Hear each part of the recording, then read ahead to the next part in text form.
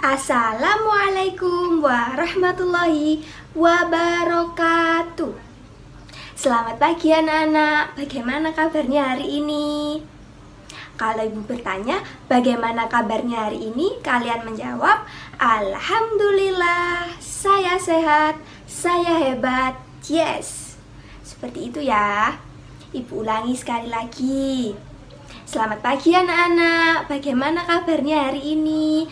Alhamdulillah, saya sehat, saya hebat, yes. Alhamdulillah, ibu berharap kalian semua dalam keadaan sehat dan tetap semangat belajarnya ya. Nah, sudah siap belajar apa belum hari ini? Kalau sudah, disiapkan bukunya, disiapkan alat tulisnya, kita belajar bersama-sama. Sebelum kita memulai pelajaran, alangkah baiknya kita berdoa terlebih dahulu. Ayo kita berdoa bersama-sama. Bismillahirrahmanirrahim. Raditu billahi rabba wa bil islami dina wa bi muhammadin nabiyya wa rasula. Rabbi zidni ilma warzuqni fahma birahmatika ya arhamar rahimin. Amin. Nah, sekarang ibu mau cek semangatnya dulu. Ibu punya ice breaking, ibu contohkan terlebih dahulu, nanti kita tirukan bersama-sama. Namanya tepuk hebat. 1, 2, 3. Tepuk hebat. Aku hebat, kamu hebat, semua hebat. Keren, keren, keren. Jempol. Seperti itu ya. Ayo kita tirukan bersama-sama. Tepuk hebat. Aku hebat, kamu hebat, semua hebat. Keren, keren, keren, jempol. Pintar, sudah semangat semuanya. Baik, kalau begitu jangan lupa isi absennya di Google Classroom ya. Nah, sekarang ibu mau tanya, minggu kemarin kita sudah belajar tentang apa sih? Ada yang masih ingat? Ya betul, minggu kemarin kita sudah belajar tentang teks petunjuk. Apa sih yang dimaksud dengan teks petunjuk itu? Ya betul, teks petunjuk adalah teks yang di dalamnya terdapat arahan, bimbingan, pedoman, atau panduan untuk melakukan, menggunakan, atau membuat sesuatu. Contohnya apa Bu? Contohnya adalah cara membuat kue. Tuliskan teks petunjuk cara membuat kue. Atau ada juga yang teks petunjuk menonton televisi, teks petunjuk menyalakan kipas angin, dan masih banyak lainnya. Untuk hari ini kita akan belajar tentang karya sastra dongeng. Sebelum itu, ibu akan membacakan tujuan pembelajaran kita untuk hari ini. Tujuan pembelajaran kita pada hari ini adalah yang pertama, setelah membaca dongeng Tupai dan Ikan Gabus, siswa dapat mengidentifikasi unsur-unsur cerita yang terdapat dalam dongeng dalam bentuk peta konsep. Yang kedua, setelah melihat tayangan video, siswa mampu memberikan argumen atau komentar tentang peristiwa yang terdapat dalam dongeng. Yang ketiga, siswa mampu menulis cerita dongeng. Dan yang keempat, siswa mampu membacakan cerita dongeng yang telah ditulisnya. Nah, baik anak-anak, ibu akan menjelaskan materi kita untuk hari ini, yaitu tentang karya sastra dongeng. Apa sih yang dimaksud dengan dongeng itu? Dongeng adalah cerita yang tidak benar-benar terjadi atau cerita yang tidak nyata. Contohnya banyak sekali, ada dongeng tentang si kancil, dongeng semangka ajaib, dan masih banyak lainnya ya. Kemudian, sebelum kita memberikan komentar tentang isi dongeng, ada hal-hal yang perlu diperhatikan, yaitu yang pertama, sebelum memberikan pendapat, kita perlu membaca dongeng dengan cermat. Yang kedua, kita dapat berkomentar setelah mengetahui suatu kejadian di dalam cerita tersebut.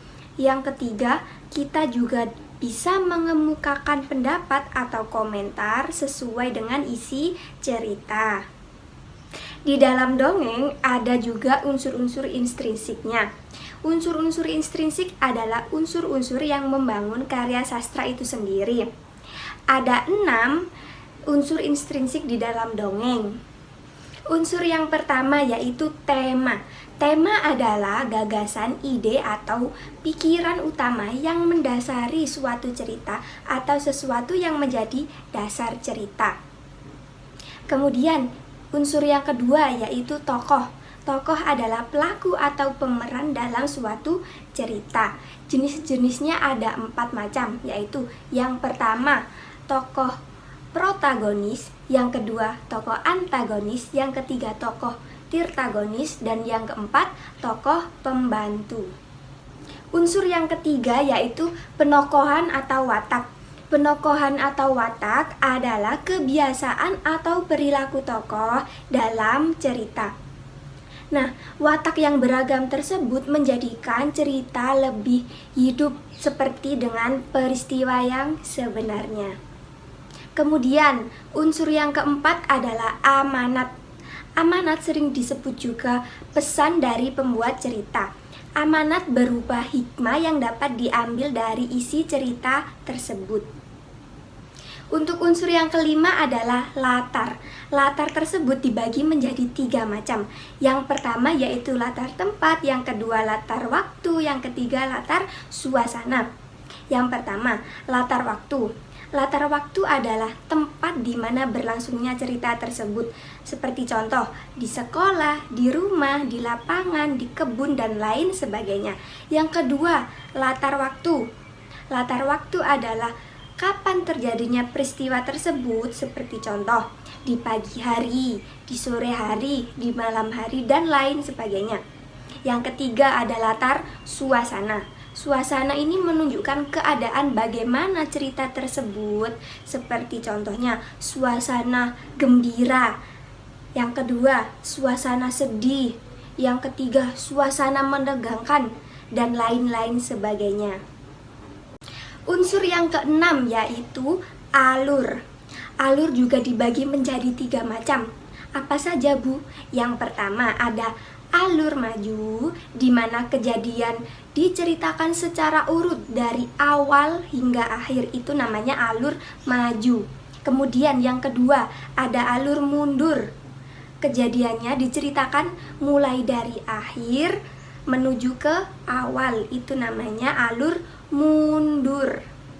Kemudian yang ketiga ada alur campuran atau biasa kita sebut alur maju mundur. Nah, di sini cerita diceritakan dengan cara dari awal menuju akhir, kemudian di tengah-tengah kembali lagi ke akhir, kemudian kembali lagi ke awal. Itu adalah namanya alur campuran. Bisa dipaham semuanya? Pinter. Nah, untuk selanjutnya kalian akan membaca cerita dongeng Tupai dan Ikan Gabus. Dibuka bukunya masing-masing ya. Dibuka buku kalian tentang cerita dongeng Tupai dan Ikan Gabus. Kalian baca terlebih dahulu ceritanya, kemudian berdasarkan cerita tersebut, temukan unsur-unsur cerita yang ada dan tuliskan pada kolom berikut. Ini adalah tampilan dari peta konsep. Nah, di sini kalian isi sesuai dengan unsur-unsur cerita yang sudah ada di dalam peta konsep ini. Nah, setelah membaca, Ibu akan memberikan tayangan video tentang cerita dongeng Tupai dan Ikan Gabus tersebut supaya kalian lebih paham dengan isi cerita. Kisah persahabatan si tupai dan ikan gabus. Pada zaman dahulu kala hiduplah 2 sahabat di suatu telaga, yaitu ikan gabus dan tupai. Persahabatan mereka yang kuat itu sudah mereka jalin sudah sangat lama dan penuh dengan kesetiaan. Apabila salah satu sahabat mereka sedang dalam kesusahan, mereka saling membantu. Seperti itulah persahabatan ikan dan tupai terjalin selama bertahun-tahun. Suatu hari si ikan gabus pun jatuh sakit. Kondisi badannya sungguh sangat memprihatinkan. Si ikan gabus sangat terlihat lemah dan tidak bisa berbuat apa-apa. Si tupai pun dengan setia menemani sahabatnya itu yang sedang sakit.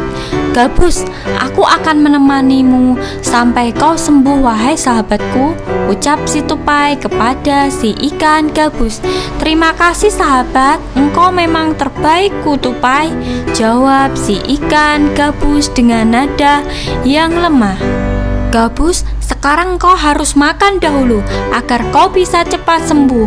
Si tupai membujuk agar ikan gabus mau makan karena dari tadi si ikan tidak mau makan.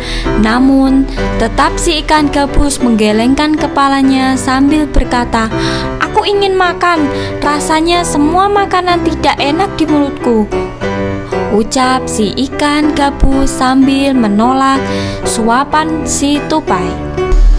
"Apakah kau ingin makan yang lain? Yang penting kau mau makan. Katakanlah sahabatku, aku akan mencarikan untukmu," tawaran si tupai kepada si ikan gabus. "Benarkah wahai sahabatku, kau mau mencarikan untukku?" tanya si ikan gabus. "Benar sahabatku, aku akan mencarikannya untukmu. Yang penting kau mau makan agar kau cepat sembuh dan kita bisa bermain lagi," jawab si tupai dengan meyakinkannya. "Tupai, aku hanya ingin makan jika makananku hati ikan hiu," ucap si ikan gabus. Mendengar permintaan si ikan gabus, si tupai pun kaget, terpejerat. Si tupai menyadari sangat sukar sebenarnya memenuhi keinginan sahabat karibnya itu. Ikan hiu merupakan ikan yang sangat buas dan besar, mengerikan pula, dan dia hidup di lautan lepas. Akan tetapi si tupai sudah terlanjur menyanggupi permintaan dari sahabatnya itu. "Baiklah gabus, aku akan berusaha mendapatkannya untukmu," jawab si tupai. Si tupai pun berpikir keras untuk bisa mendapatkan hati hiu. Dan pada akhirnya si tupai pun mendapatkan ide untuk memenuhi keinginan dari sahabat baiknya itu. Si tupai pun mulai meloncat dari satu pohon ke pohon lainnya, melakukan ide rencananya, hingga dia tiba di satu pohon kelapa dengan batang yang menjorok ke arah laut. Dalam aksinya, si tupai pun mulai melubangi sebuah biji kelapa dengan sangat hati-hati. Kemudian dikeluarkannya lah air dari dalam kelapa itu, dan ia pun lalu masuk ke dalam biji kelapa itu. Dari dalam kelapa ia bisa menggerogoti buah kelapa untuk mengisi perutnya. "Dengan cara ini aku akan bertahan hidup di lautan lepas," pikir si tupai. Tidak lama buah kelapa yang dimasuki si tupai pun terlepas dari tangkainya dan tercebur ke laut. Terlihat ombak di laut itu sangat besar sehingga tidak lama kemudian buah kelapa itu sudah sampai di tengah laut lepas. Tiba-tiba seekor ikan hiu besar datang dan menelan biji kelapa itu utuh-utuh. Ketika si tupai sudah berada di dalam perut ikan hiu itu, si tupai pun mulai menggigiti hati si ikan hiu. Si ikan hiu pun menggelepar-gelepar sampai ke pesisir pantai. Sesampainya di pantai, tak lama kemudian ikan hiu itu pun mati karena kehabisan kekuatannya. Kemudian dengan senang hati, si tupai pun akhirnya bisa membawa hati ikan hiu itu untuk diberikan kepada sahabatnya si ikan gabus. "Gabus, ini hati ikan hiu permintaanmu. Aku bawakan untukmu Gabus, cepatlah kau makan sahabatku," kata si tupai pada si ikan gabus. Si ikan gabus pun dengan sukacita menerimanya lalu pun memakannya. Kejadian menakjubkan pun terjadi setelah si ikan gabus memakan hati ikan hiu itu. Si ikan gabus menjadi sembuh total. Ia meloncat-loncat dengan dengan gembiranya. Tupai sahabatku, terima kasih. Oh sahabatku, terima kasih. Dan sekarang aku sudah sembuh, Tupai, seru si ikan gabus dengan gembira. Mendengar itu pun si tupai ikut turut senang, dan si ikan gabus pun berkata kepada si tupai, "Tupai, jika kau di kemudian hari mendapatkan kesulitan dan butuh pertolonganku, silahkan kau katakan, Tupai," kata si ikan gabus kepada tupai. Dan mereka pun bersahabat dalam bahagia dan penuh dengan kedamaian. Selesai. Hikmah dari kisah ini adalah apabila kita sudah berjanji kepada seseorang, haruslah ditepati walaupun berat rintangan yang akan dihadapinya. Nah, setelah kita melihat tayangan video tersebut, Ibu mempunyai tugas buat kalian, yaitu memberikan komentar terhadap isi cerita tersebut. Dan juga Ibu mempunyai lembar kerja buat kalian, yaitu perintahnya tentang menulis cerita dongeng. Ibu yakin kalian semuanya sudah bisa dan paham. Nah, anak-anak, Ibu rasa pembelajaran kita sudah cukup sampai di sini ya. Ibu akan menyimpulkan pembelajaran kita tentang materi hari ini.